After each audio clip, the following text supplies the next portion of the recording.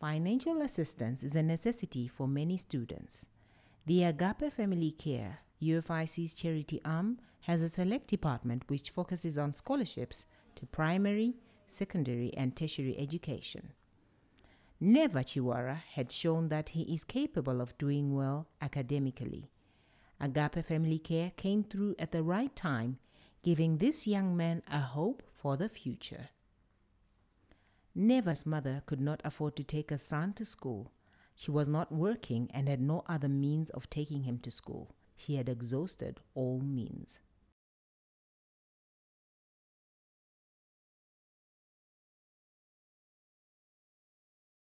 Zita ndinoitwa Neva Chaiwara. Tinogara ku Malvin Farm iri outside Bindura along Matepatepa Road, about 12 kilometers. Ndoitwa Janet Chaiwara. Nini ndakura ndichirowaniko ndine muranda komana muranda rume akatanga wandiwa nawo baba wake Neva. Baba wangu wakashanda ndine makore 4. Pamai vakabva vati ndipe ndichengeta hangu mwana ugare nemurume wako usina umwe mwana. Ndobva ndagara kuno mwana akabva aenda kumusha naamai kuchadereka. Gugu waendeendesa kuchikoro asi ndichibhadharirwa nebhimu. Ndakadzidza grade 1, grade 2, grade 3, 4, 5 kusvika pa6. Gogo ndokuzondimisa ndobva wanditi zvoni chimbo unofudza mombe. Semunhu aigona akarambana nazvo hanzina handidi zvekumombe. Vakanetsana kusvika ini ndakazoti kana taakudaro taakutoshungurudza mwana. Ndobva ndatsvaga mari ndobva ndatumira mwana ndobva adzoka kunoko. Ndauyawo kuno Bindura. Bhimu ikangoramba ichienderera mberi neni. Ndikadzidza grade 7. Ndikanyora grade 7 yangu ndikaita 6 units. Takatarisa neupenyu hwedu kuti kutauni hatikugoni. Tikutambura tipano chikafu. Iko kutozokwanisa kuroja nechikafu hatikundi. Toita sei? Ko mwana unokwanisa here kuenda daily kunonzi kuSimona pane mufambo. Zvikanzi handikwanisi ndine age yaurisho haukwanisi. Takaofesawo machallenges yekuti kuzvikoro zvanga zviri nani ndizvo zvikoro zvomubhindura mutauni. Zvakaita sana Chipadzi ana Yemen Gamaina. Asi nokuda kuti ndandisinawo pokugara plus futi tina kukwanisa kuti zvoni bhima izokwanisa kutibhadharira nzvimbo dzakaita seidzodzo. Ndokubva ndazotumirawo kuSimona Secondary School. Uku kwaiva kuri kurefu about 7 kilometers kubva Kumba plus paiva nesango zvakare. Ndakanopadzidza apo term 1 to term 2. Mai ndokuona kuti zvoni nzvimbo yari kuenda haina kunaka. Kwanga kune gore rega rega kunowanzopondwa nechikoro. Saka ndokubva wanditi tichienda kuGlendale unodzidza kuna sekuru wako. Takubatsirana hanzvadzi yangu tichimubatsirawo nemari. Ndichiendesawo chikafu zvapo neapo tichibatsirana achienda kuchikoro. Bhimu ichiendesa form 1 form 2. Paform 3 ndobva zvanetsa. Ndiri kuGlendale ukoko parujeko high school ndaingobhadharwa nebhimu. Bhimu yakandibatsira kusvika paform 3. Form 3 bhimu ikabva yakundika kuzondibhadharira form 4. Ndambotanga kudzorwa kuchikoro ndachingonzidzoka mari yako haina kubhadharwa bhimu haichabhadhara fees. Haichabhadhara yakavhara saka zvakandibata ndadzokawo Kumba ndakambonogarawo ndisingachamboendi chikoro. Ndambotanga kufunga kuti ndodzoka here Kumba apa ndichiona situation iri Kumba kuti kunyangwe ndikadzoka mai vacho hawana zvavanoita. Kufamu kwacho hakutomborina mabasa ende mabasa aripo acho ndekuti zvoni unongoendawo kumaricho wosakurawo shuga kana kuti wosakurawo sauti kana kuti mafuta ndo mubhadharo wacho zvatopera zvakadaro.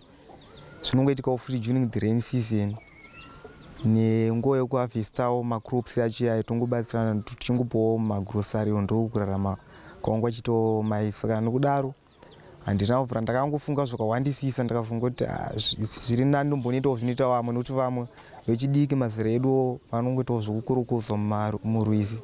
Ndagarawo Kumba ndisati ndaenda hangu kudzokera Kumba kuna mama. Ndakabva ndambofunga kuti ndiri mudzidzisi wandoziva. Ndopandakazoenda kuchikoro ndokubva ndanoona mudzidzisi akanditi zvoni pane scholarship yokwamama Prophetess Ruth Makandiwa. Pane vana vari kudikana vana unogona saka unogona kuchansa kupindako. Saka ndo wanditi zvoni scholarship yacho mazita acho ari kudiwa naGogo mai Mabika headmistress parujeko. Ndofunga takanamata Mwari dai maita kuti zviite. Mwari wakanzwasisi wakandiburutsira amai Ruth vaProphetess Ruth Makandiwa. vakatibatsira vakatitaurira mutoro wairema kunge dombo. Wandoti kana ndakagara ndikarangarira misodzi yangu inoburuka kuti mwana yekugona kwaanoita ndomuti nhasi siya chikoro pfungwa dzake dzinorasika, ndomuti enda unokorokoza zvaindibasa upenyu hwake hwamangwana hunova wei inana udzidza iye wandi kuti anogona zvofira futi panzira zvaindidya mwoyo. Ndikazotenda zvabuda zvese zvaitwa zvakwakamhanywa ndakambonzi ndiendewo ndibva ndazonzi aiwa imigarai kune vachafamba muGlendale imomo kubva kuchikoro vachigadzisa mapepa kusvika zvinhu zvese zvagadzirika. Mama Prophetess Ruth Makandiwa wakandibatsira form 4 yese nekundibhadharira school fees nekundiregisterawo masubjects angu andaita 10. Pa10 masubjects acho ndakapasa 9. Tanga ndine 6 ma-A, 2 C's ne1 B. Maresults edu abuda. Headmistress weparujeko Goguma Emabika wakamatakura kaenda nawo kuoffice kweAgape Family Care. Prophetess Ruth Makandiwa ndokubva afara nawo ndokubva ati zvoni vana wapasa wanga wachida kuti vana vaenderere mberi, saka ndoda kuti vanotsvaga zvikoro zvavari kuda kuti vaende kuchikoro tinokwanisa kuvabatsira. Saka ndokunotsvaga nzvimbo ndakazondowanira nzvimbo paChindundu ma-I1 ndavadzoka ndakati nzvimbo ndaiwana. Saka vabva wanditi zvoni chipiwa zvinhu zvese zvinodikana kuchikoro koko ndobva ndadzoka nazvo zvinhu zvaidikana kuchikoro ndokubva wanditengera uniform zvese, school uniform yese, wakandipa magumbezi, mabhuku pamwe chete nezvekushandisa kuchikoro ndokubva ndokundibhadharira school fees yese kawani ndobva ndaenda kuchikoro. Ndichibva kuchikoro ndaidzoka nemaresults angu ndakaenda ndichienda nayo kuoffice. Ndasvika kuoffice vaibva nditi zvonozodzoka kana zvikoro zvakuvhurwa. Padaiti ndakadzoka kuchikoro nazvakuvhurwa waindipawo mari yekunoshandisa kuchikoro kuti ndanotenga chikafu chekushandisa kuchikoro. Ndichidaro kusvika ndanyora form 6. Ndaita masubjects angu biology, chemistry neagriculture. Ndokubva wandibhadharira fees yechikoro ndobva ndibhadharira registration fee ndikanyora ndobva ndaita 15 points. Saka ndikutarisira kuda kuita medicine or pharmacy. Nanhasi ndichiri kutenda handivazive, ndinozwa mapikicha handizive kuonana nawo pamweya nepanyama tichitaura. Shungu dziripo asi kushaya ndokuripo. Saka ndaingochemawo kuti zvaburuka denga zvakanaka mvura dai zvaitawo zvakanaka zvishoma zvatakarima ndinogona kutengesa kuti masaga 2-3 twechibage ndaida kunovaona ndigone kunotenda nerudo rwavari kutiitira sevanhu handisingazive. Ina handivazive ivo havandizive rudo rwavainaro iri. Ndikatarisa ndototi akuda pamwe ndiye Jesu wacho aitaurwa akaunza akambofamba pasi nazvino aripozve ndiwo Jesu wacho. Vangani vane rudo rwakadaro. Zvakaita chishamiso mukati menzvimbo inonzi Nevha ari paChindumunduma high boarding. Chindumunduma high boarding tinokundika kuendesa vana pabindu rapanoita $75 kumushaya kana dhona anokuperekedza ipava asi akanobhadharwa mari inotyisa zvakadaro.